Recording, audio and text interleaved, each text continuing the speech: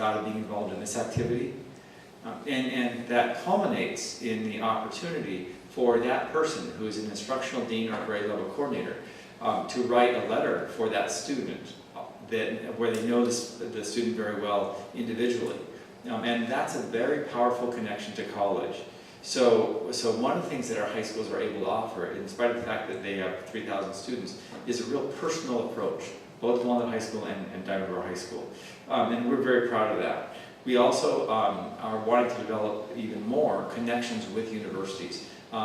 We want kids to be able to take even more classes for college credit at our schools. But the idea of the connecting with the colleges and universities is a very important one. And one of the things that we have in the district is just the concept of momentum. As a district, we are well respected. When the private colleges, as well as the public colleges, look at students and decide whether or not those students are going to be accepted. It's an interesting process. I actually, my wife and I have 3 kids, and they've all gone to, they've all graduated from college. And what you learn about kids and college is that colleges want to accept kids who will be successful in their colleges. They don't want students who will come for a while and not stay, because actually they don't look as good. Their ranking goes down if they receive freshmen who are not able to stay. So they're looking to make sure that the students they accept will be exceptional, will be remarkable at their colleges. So as they look around at the different high schools that are sending them their kids, they know that Diamond Bar High School and that Walnut High School have a strong history and reputation for sending kids who will be successful.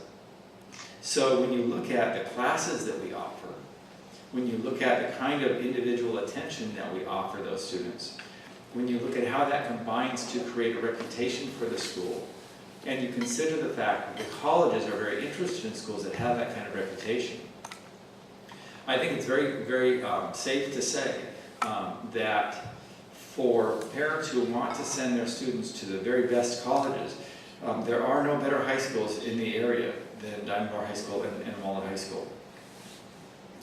It's fun to be on campus at Diamond Bar and Walnut. I see the grade level coordinators and the instructional deans spending time with the students. They know their students and they get to know them very well, so that they can sit down and have those conversations about the kinds of schools the kids are looking at, where they might want to go, and they can write a letter of support to those colleges that describes the student very well.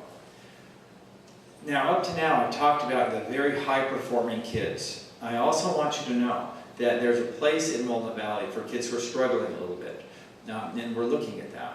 We're looking at expanding our vocational classes, our ROP kinds of classes, because the reality is not all students are ready to go to necessarily an Ivy League college. So we want to make sure that as we get to know kids very well and we work with them, that we identify what their needs are, and that we're able to send them off in the direction where they will be successful.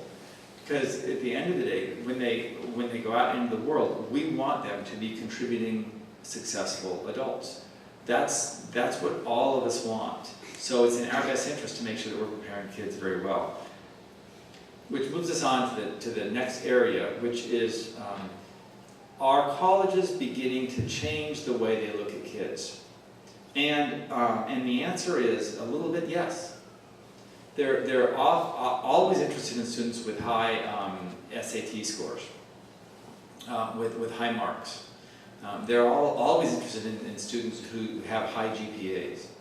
They're interested in students who have taken AP courses or have been fortunate enough to go to a high school that has an international baccalaureate program, and not very many high schools do. Both of our comprehensive high schools do. They're also very interested in, as I said, they want the students that they receive to be very successful. So they want to work with students who have the ability to process, the ability to anticipate or predict, the ability to analyze information. So it's one thing to be able to say, you know, I know what the capital of California is. The capital is Sacramento. But it's a harder question to say, what happens in Sacramento? What would you like to see happen differently in Sacramento? Let's predict what's going to happen in 5 years in Sacramento. Those are harder questions than the question of what's the capital of the state of California. So that's why the IB program, which culminates in a class called Theory of Knowledge, really gets into the questions about, so not just here are the facts, but let's talk about what that fact means and what we're going to do with that. And one of the reasons for this kind of recalibration is technology. We're finding more and more that students can access the answer to a question. They can look it up on the internet, they can find it. And more young people today are very, very comfortable going to the internet and getting lots of information. What we're finding is that the internet isn't always accurate. So the ability to take information that you do access and determine if it's accurate or not, that's very important. That's a very important skill. The ability to process information and make a decision about that information, to be able to sort out the good information from the bad information, is very important. So that's that kind of thinking skill, and that's what we're working on in actually kindergarten through 12th grade in our school district. We want to make sure the kids that graduate from the Walnut Valley Unified School District know how to think well. They know how to process information.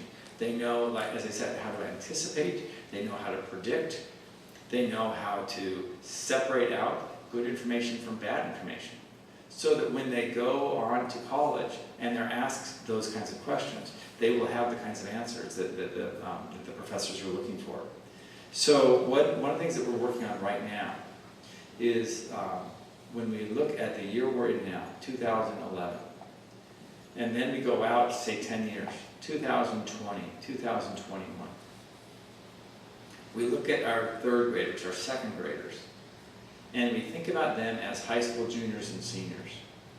We're spending some time in Walnut Valley right now thinking about what the world will look like for them. And are we serving them well? And when I look at what we're doing in our schools, my first answer is we absolutely are.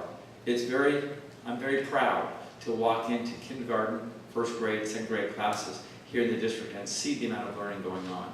I see 7-year-olds who are able to respond with answers that I would have thought were coming from 9 and 10-year-olds.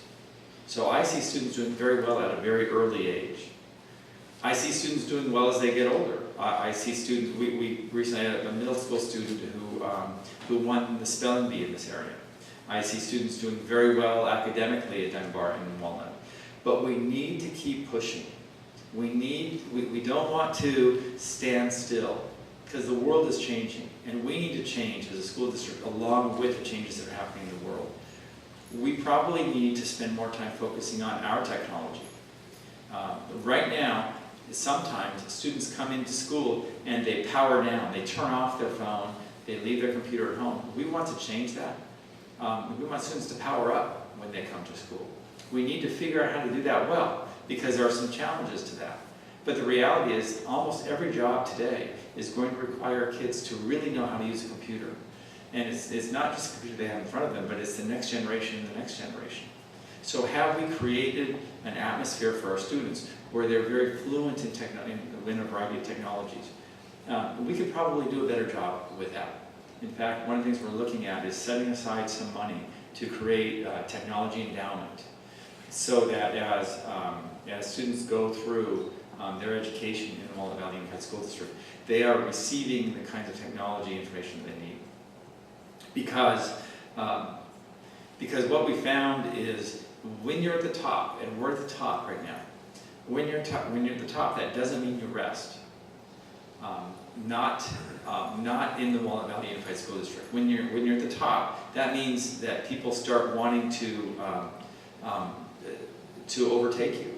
So that's the time that you have to work even harder, and that's what we're doing in our district.